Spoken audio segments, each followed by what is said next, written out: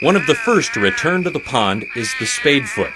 4 species of spadefoots are found in Arizona, but it's the Couch's spadefoot that inhabits the harshest of Arizona's desert lands. All are medium-sized for Arizona amphibians, ranging between 2 and 3.5 inches. Spadefoots get their name from a dark spade-like tubercle on the underside of their back feet that is used for burrowing. Other distinctive characteristics are their relatively smooth, moist skin, absence of large poison glands, and vertical pupils.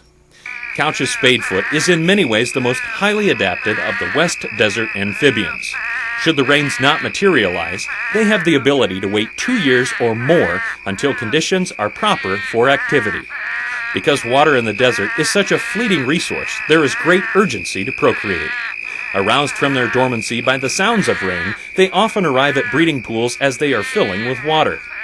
Male spadefoots and other desert amphibians are the first to arrive at the breeding pools. They establish calling sites and begin their serenade. Females arrive later, attracted by the sweet songs of the males. Eggs are laid that night and hatch in less than 24 hours. Being early presents numerous advantages for spadefoots. Often, early in the season, they are the only species calling from a pool, and plaintive bleats carry through the humid summer's night air, without competition from other species. From a distance, their calls sound like a flock of sheep calling in the night.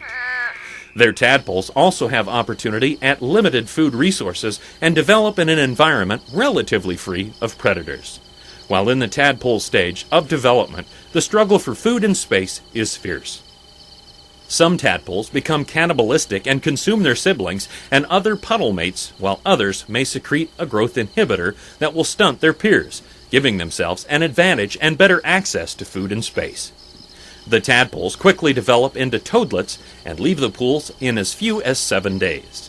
In fact, spadefoot tadpoles develop so quickly that they often leave the pool before predators or other amphibian species arrive in numbers. After breeding, spadefoots linger on the surface, feeding and perhaps breeding a time or two more with subsequent storms. They have only a few weeks to get on with the business of life before the desert again returns to its typically arid state, and they must retreat underground.